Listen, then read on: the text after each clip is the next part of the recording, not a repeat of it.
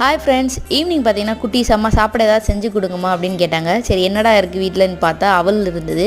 சரி ஓகே, அவல் வடை வந்து செஞ்சு கொடுக்கலாமே அப்படின்னு சொல்லி ரெடி பண்ணிக்கிட்டு இருந்தேன். பார்த்தா அவங்க அப்பா இன்றைக்கி சீக்கிரமாகவே வீட்டுக்கும் வந்துட்டாங்க. சரி ஓகே, இன்றைக்கி வந்து நல்லா இஞ்சி டீ போட்டுட்டு அவல் வடை செஞ்சு ஈவினிங் ஸ்நாக்ஸை சாப்பிட்லான்னு சொல்லிட்டு அதுதான் வந்து ரெடி பண்ணிக்கிட்டு இருந்தேன்.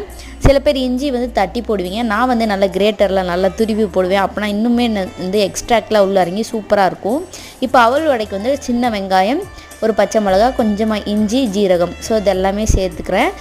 காரத்துக்கு வந்து கொஞ்சமாக வந்து தனி மிளகாய்த்தூள், மஞ்சள்தூள், அரிசி மாவு, கொஞ்சம் தேவையான அளவுக்கு உப்பு போட்டு நல்லா பிசைஞ்சிட்டு கொஞ்சமாக தண்ணி தெளித்து நல்லா வந்து ஒரு மாதிரி பதம் வந்தோடனே ஸ்டாப் பண்ணிவிட்டு அதுக்கப்புறமா பார்த்திங்கன்னா நல்லா தட்டி போட்டோம் அப்படின்னா சூப்பராக இருந்துச்சு.